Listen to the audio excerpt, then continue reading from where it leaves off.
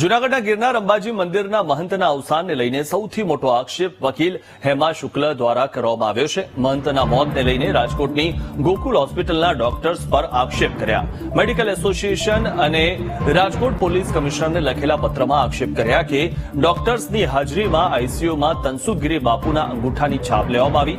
આવી ઘટના ફરી બને તો વારસા અને મિલકતના કાનૂની મુદ્દામાં મોટા નુકસાન થઈ શકે। જો હોસ્પિટલના ષડયંત્રો ચાલવા દઈશું તો ખ્યાતિ હોસ્પિટલ જેવી હોસ્પિટલ માટે આપણે લાયક છીએ। માત્ર ને માત્ર સોશિયલ વર્કર તરીકે જ મેં આ ફરિયાદ કરેલી છે।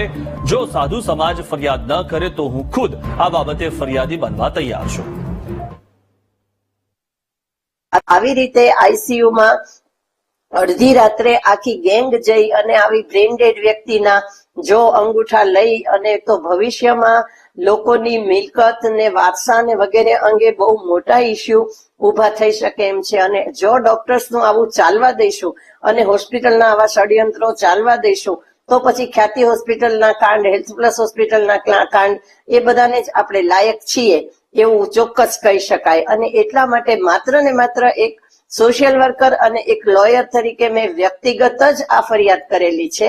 અને સાધુ સમાજ તરફથી કરવામાં આવે એફઆઈઆર તો સારી વાત છે, પણ નહીં કરવામાં આવે તો હું વ્યક્તિગત રીતે આ ફરિયાદમાં ફરિયાદી બનીશ એ ચોક્કસ છે।